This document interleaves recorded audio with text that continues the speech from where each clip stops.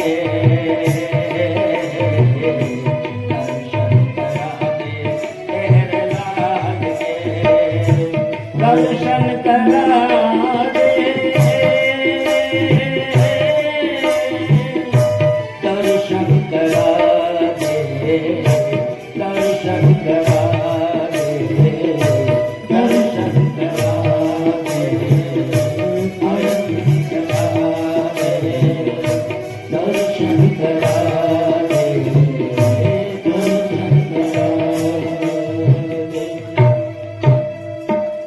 बोले विश्वनाथ दरबार की जय हो, कन्हैया लाल की जय हो। तो इस प्रकार शिव जी नृत्य में तन्मय हो गए, उनके साथ जैसे त्रिलोकी की नाचने लगी और नटराज नटवर एक हो गए, शिव नारायण एक हो गए। देखिए, शिव नारायण एक हो गए, नटराज महादेव और नटवर कृष्ण। नटराज और नटवर एक ही फर्क, कोई फर्क नहीं है, दोनों एक हो गए। और इधर कृष्ण जगदीश और भोलेनाथ विश्वनाथ। जगदीश और भोलेनाथ विश्वनाथ क्या अंतर है?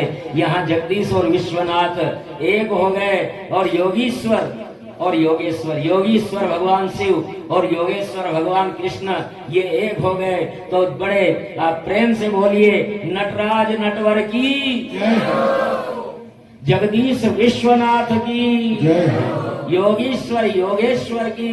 जय हो। और इस प्रकार भोलेनाथ ने गोद में खिलाया कन्हैया को और अपने कैलाश में गए। ये न वतारेना भगवान हरीश्वर करोति कर्णरम्याणि मनोज्ञानि जन प्रभो। हे प्रभु, परीक्षित कहते हैं कि अब दूसरी बाल लीलाओं का वर्णन करें। सुखदेव बोले कि एक बार जब कन्हैया करवट बदलने लगे तो अभिषेक उत्सव मनाया गया। जन्म नक्षत्र का भी यहाँ योग था। 3.5 माह के हो चुके थे कन्हैया, उनका अभिषेक किया, ब्राह्मणों को दक्षिणा देकर के सम्मान किया। माता यशोदा ने देखा कि लल्ला की आंखों में नींद घुलने लगी है।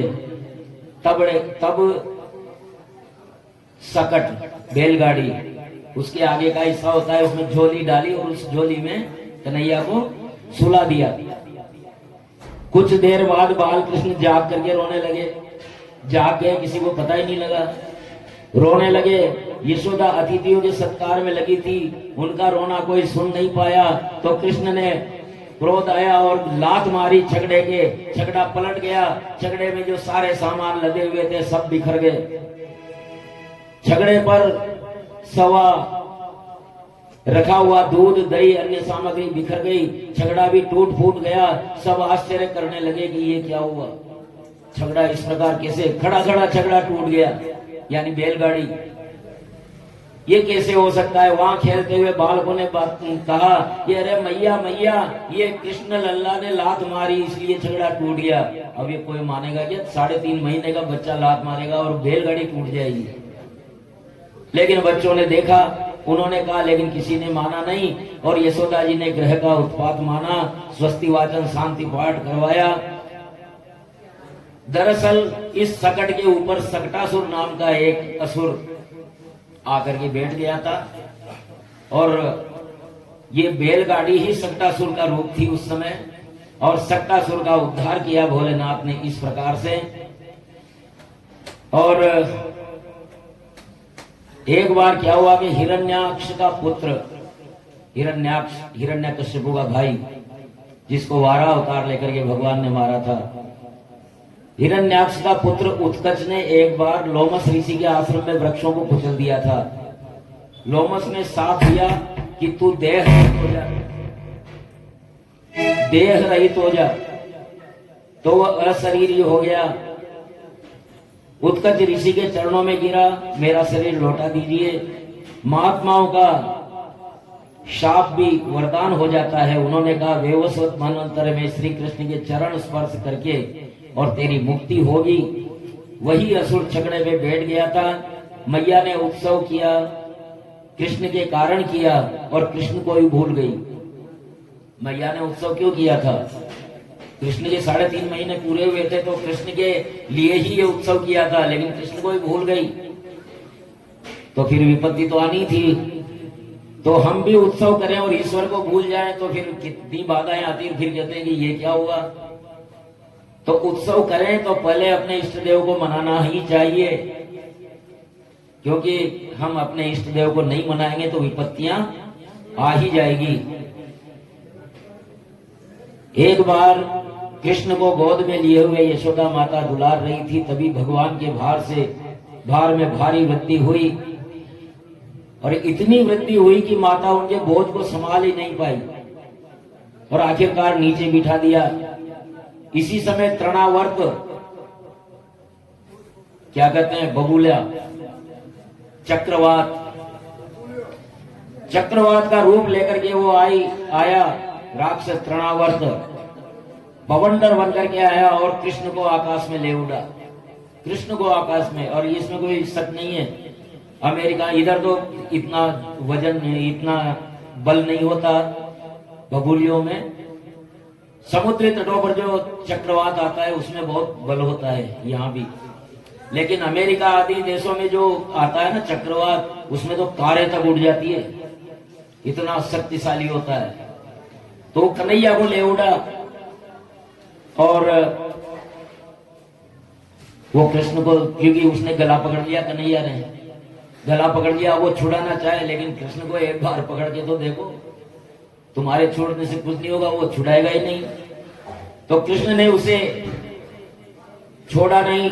यशोदा की आंखों में धूल चली गई, सांसारिक सौंदर्य निहारने के सुख के मिलने लगे तो समझो तृणावर्त आ गया। इसलिए भगवान के दर्शन नहीं होते। एक बार माता यशोदा इस प्रकार तृणावर्त का उद्धार किया भगवान ने। एक बार माता यशोदा दूध पिलाकर कृष्ण के मुख को चूम रही थी कि उन्हें जमुआई आ गई, उबासी। जैसे ही मुंह खुला, मैया यशोदा को पूरा का पूरा ब्रह्मांड उनके मुंह में दिख गया। अब क्या हो, मैं तो इनको अपना पुत्र मानती थी, ये तो पूरा ब्रह्मांड लेकर के बैठे हैं। घबरा गई, आश्चर्यचकित हो गई, और लेकिन प्रभु की माया से पुनः ये बात विस्मृत हो गई।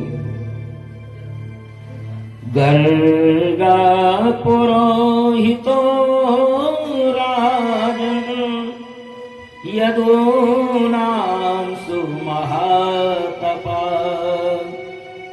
द्विजं जगामनन्दस्य वसुदेव प्रचोदित।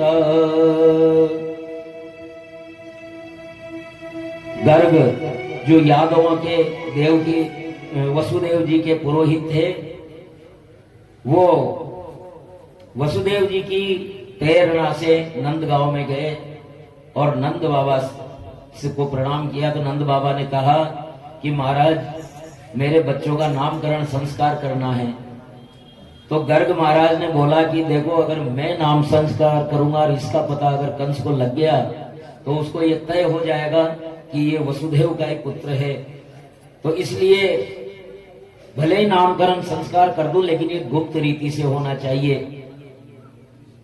16 संस्कारों में नाम संस्कार, नामकरण संस्कार भी बहुत बड़ा संस्कार होता है। और संस्कार से दोष नष्ट और मन शुद्ध होता है। आज तो संस्कारों का लोभ हो गया। अन्नपासन संस्कार, नामकरण, यज्ञोपवीत जैसे 16 संस्कार होते हैं। जो बचे हैं उनमें भी धार्मिक विधि का तो गौण हो गई है। लौकिक विधि यानी विवाह संस्कार भी 16 संस्कारों में एक होता है, लेकिन जो विवाह है ना, सबसे बड़ा अनुष्ठान इस संसार का, उसमें जो वैदिक विधि है वही गौण हो गई। बैंड बाजे, कैमरा आदि आदि इनकी ज्यादा पूंछ हो गई, और बेचारा पंडित आकर के बैठा रहता है। गोधूली के फेरे हैं, पंडित जी से कह देते हैं दीपक लगा दो। अब गोधूली के फेरे हैं और 2 बजे जाकर के बारात आ रही है। तो क्या संस्कार का, जो संस्कार मुख्य है उसका ही हम विस्मरण कर रहे हैं।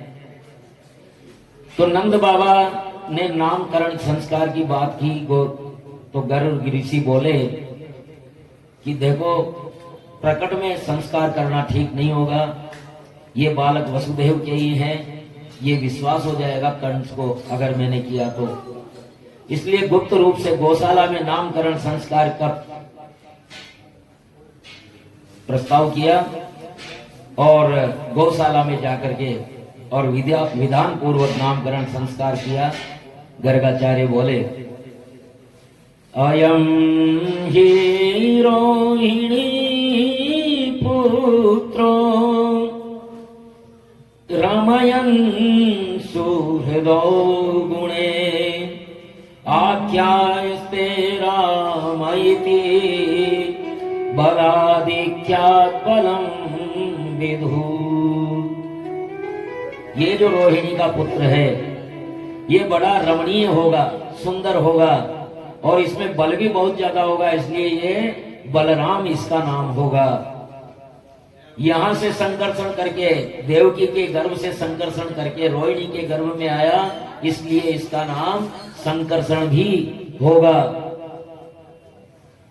तो इस प्रकार ये जो सांवरा सलोना है, नीलमणिसा, आसन वर्णास्त्रयो हास्य गृह्णतो नुयुगं तनु शुक्लो रक्तस्तथा पीता इदानीं कृष्णतां गतः। ये जो सांवला सलोना कन्हैया है, ये अब तक श्वेत, रक्त और पीला वर्ण का हो चुका है और इस जन्म में ये कृष्ण वर्ण का है और इसलिए इसका वर्ण नाम कृष्ण होगा। और वसुदेव का पुत्र होने के कारण इसे लोग वासुदेव भी कहेंगे और वैसे इसके नामों की कोई कमी नहीं है। इसके अनंत नाम होंगे, जो इसके कर्म होंगे उनके अनुसार बहुत से नाम होंगे। बहुनी सन्ति नामानि रूपाणि च सुतस्य च गुणकर्मानुरूपाणि नान्यहं वेदनो जना। मैं तो जानता हूं, लेकिन साधारण व्यक्ति नहीं जानते कि इनके क्या क्या नाम है। जब ये गिरिराज को उठाएंगे तो गिरधर नाम पड़ जाएगा, जब रास रचाएंगे तो रासेश्वर नाम पड़ जाएगा, जब कंस को मारेंगे तो कंसारी नाम पड़ जाएगा। इनके गुणों के अनुसार, इनके कर्मों के अनुसार बहुत सारे नाम होंगे जिनकी कोई गणना हो नहीं सकती। सुखदेव जी कहते हैं कि अब राम और श्याम घुटनों और हाथों के बल पे घुटन चलने लगे थे। धूल सने राम श्याम माताओं को आनंदित करने लगे। कुछ और बड़े हुए तो बछड़ों की पूंछ पकड़ लेते, बछड़ा भागता तो वो भी घिसटते हुए चल जाते। अब खड़े होकर के चलने लगे। अब वे समवयस्क बालकों के साथ ब्रज में निकल पड़ते। गोपिकाएं निहाल थी, ये बड़ी भाग्यशालिनी थी। वास्तव में गोपिकाएं पूर्व जन्म के बड़े सिद्ध ऋषिगण हैं, जिन्होंने कठिन तपस्या करके गोपी के रूप में जन्म पाया था। पद्म पुराण के पाताल खंड में ऐसे बहुत से ऋषियों का वर्णन है जिन्होंने बड़ी कठिन तपस्या करके अनेकों कल्पों के बाद गोपी स्वरूप को प्राप्त किया था। गोपिका होना कोई आसान काम नहीं है। गोपिकाओं के मन, वचन, प्राण केवल कन्हैया थे। एक गोपी दही, दूध, मक्खन बेचने निकली तो वो माखन के बजाय माधव कहने लगी। कहना था माखन ले लो, माखन ले लो, लेकिन वो कहने लगी माधव ले लो, माधव ले लो। ये सी उनको सोते जागते उठते बैठते केवल कान्हा ही कान्हा नजर आता था, माधव ही माधव नजर आता था। कृष्ण प्रेम में इतनी तत्पर थी कि पता ही नहीं क्या बोल रही है। छोटे से कन्हैया छोटी सी अंजुली फैला करके कहते ला माखन दे दे, और गोपिकाएं निहाल हो जाती थी। थोड़ा सा माखन दिया, वो खाया, फिर कहते ला और दे दे। लेकिन गोपी कहती है कि नहीं, अब नहीं मिलेगा, पहले नाचना पड़ेगा। तू नाचेगा तब माखन मिलेगा। कान बोले अच्छा नाचना पड़ेगा, और कन्हैया नाचने लगते हैं, नाचने लगते हैं, और सखियां ताली बजाने लगती है, और ताली दे दे करके और कन्हैया उनके ताल पर नाचते हैं। त्यों त्यों मोहन नाचे ज्यों ज्यों रही घमर को होए रे, त्यों त्यों मोहन नाचे, त्यों त्यों मोहन नाचे ज्यों ज्यों रही घमर को होए रे, त्यों त्यों मोहन नाचे। बालक बन के भाव दिखाते नाचन लगे कन्हैया रे, बालक बन के भाव दिखाते नाचन लगे कन्हैया रे, त्यों त्यों मोहन नाचे।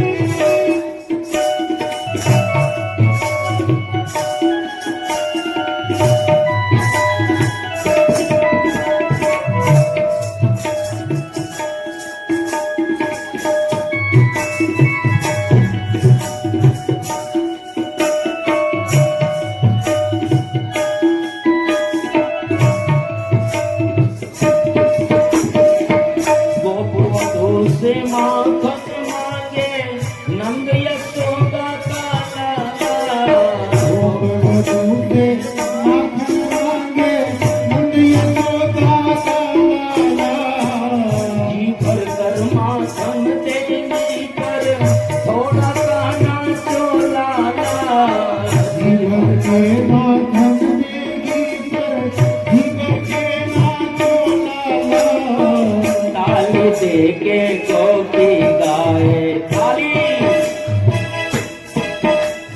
ताली दे के गोपी गाए, ठुमक रखे पट सोए रे, ताली दे के गोपी गाए, ठुमक रखे पट सोए रे, तुम जो मोहन लागे,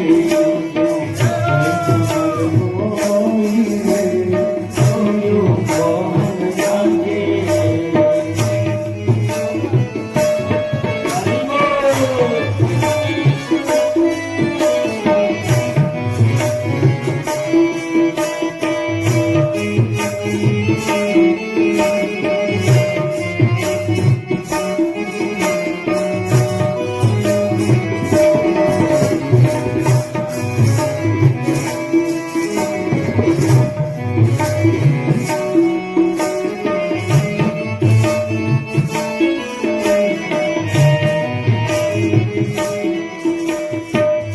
कान्हा के पग मुकुल धूप से ब्रजमंडल गुंजारे हैं, कान्हा के पग मुकुल धूप से ब्रजमंडल गुंजारे हैं, कुंज गली मधुरन कालिंदी श्याम ही श्याम पुकारे हैं, कुंज गली मधुरन कालिंदी श्याम ही श्याम पुकारे हैं, कान्हा के रंग रंगी गोपियाँ, रंग रंगी गोपियाँ, सारी सुध बुध खोई रे, कान्हा के रंग रंगी गोपियाँ, सारी सुध बुध खोई रे, जो मोहन नाचे। जय हो।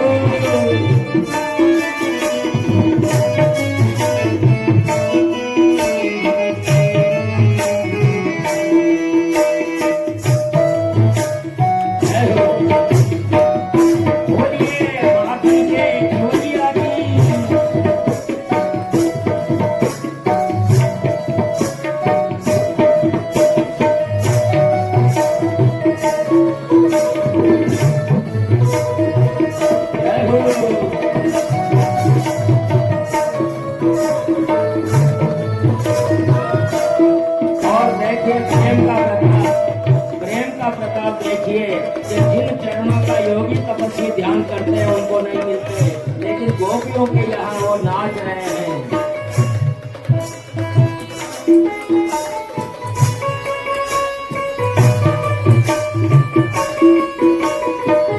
जिन चरणों का योगी तपस्वी मन में ध्यान लगावे हैं, चरणों का योगी तपस्वी मन में ध्यान लगावे हैं।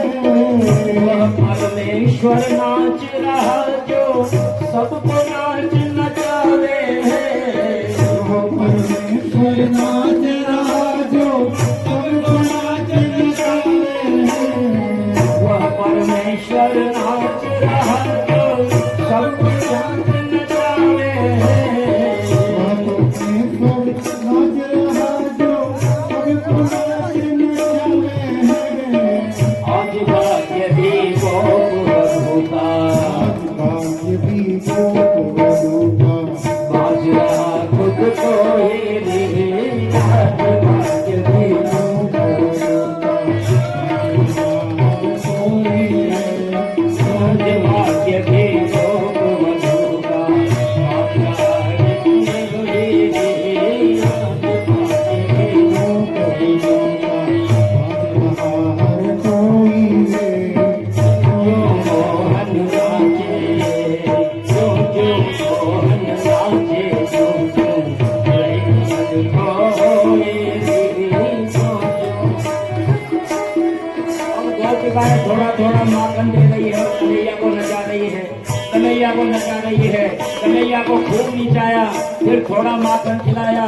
कन्हैया ने फिर हथेली बढ़ा दी और वे गोपिकाओं ने छेड़ा, अरे कान्हा एक बात तो बता, एक बात तो बता, हमारी नंद बाबा गोरे, यशोदा गोरी, तू काला कहाँ से आ गया? जरा इतना बता दे कान्हा,